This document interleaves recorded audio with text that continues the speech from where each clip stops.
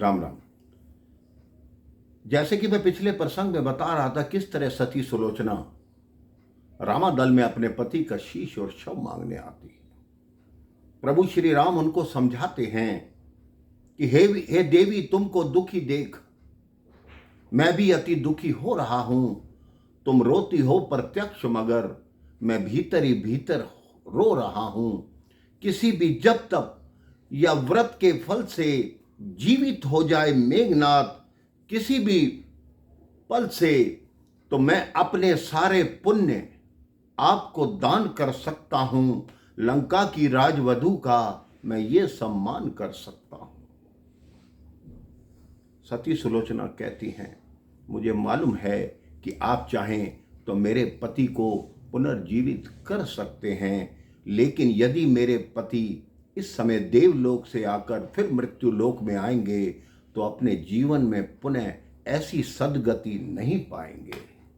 अब आपके हाथों मृत्यु प्राप्त करके वो मोक्ष को प्राप्त हो गए हैं। सुग्रीव फिर भी शंका करता है कि प्रभु, मेरे मन में अब भी शंका है कि जैसे देवी ने कहा कि उनके पति की कटी हुई भुजा ने उन्हें सब समाचार लिखकर बताया, आप बताओ बिना देह के कटी हुई भुजा भला कैसे लिख सकती है। सुलोचना कहती है, आप मेरे पतिव्रत धर्म पे शंका मत करो।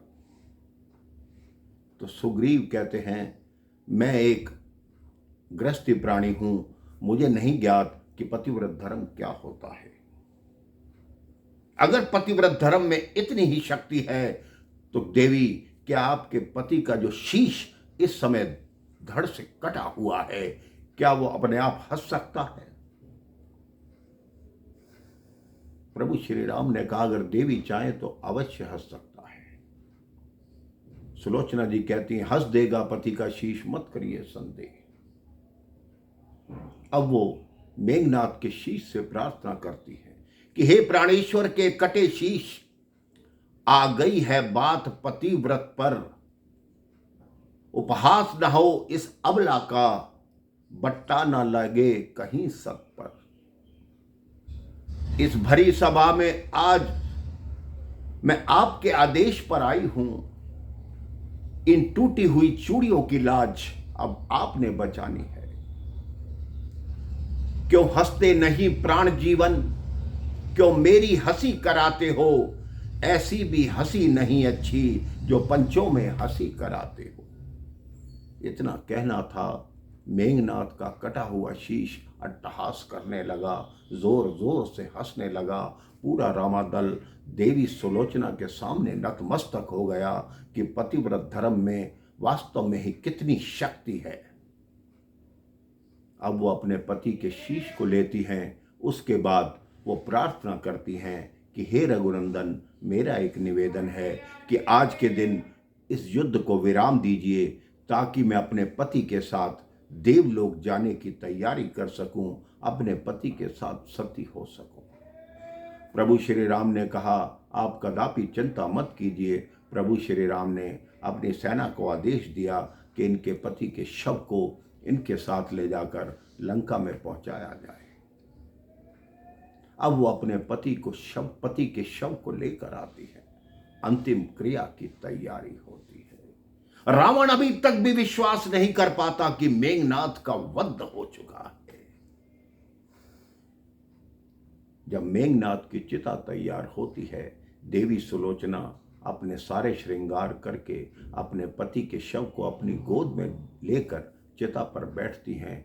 मंदोदरी वहां विराजमान है। जैसे ही रावण आते हैं, मंदोदरी मेघनाथ के मुख से वस्त्र हटाकर दिखाती हैं कि अब तो देख लीजिए, अब तो आपको विश्वास हो गया कि आपके पुत्र का शव है। अब रावण विचलित होता है, कहते हैं, आज हम ऐसे अभागे पिता बने जो अपने हाथों से अपने पुत्र का अंतिम संस्कार करेगा। अरे अग्नि तो पुत्र दिया करते हैं पिता को, लेकिन हम त्रिलोक विजेता हैं। हम तुम्हारी मृत्यु पर दो आंसू भी नहीं बहा सकते। हमें तो आज भी कह लगाने होंगे, हंसना होगा। वो कहता है सुलोचना तुम चिंता मत करो, तुम्हारे पति के एक शीश के बदले अयोध्या तक के सारे शीश मैं काट दूंगा, हर स्त्री को विधवा बना दूंगा। सुलोचना कहती है मुझे अब किसी युद्ध से क्या लेना, आप तो मुझे अपने पति के साथ देवगमन की आज्ञा दीजिए। भरे मन से रावण मेघनाद का अंतिम संस्कार करता है। उसके पश्चात आगे युद्ध में क्या होता है ये मैं आपको अगले प्रसंग में बताऊंगा। राम राम, जय श्री राम।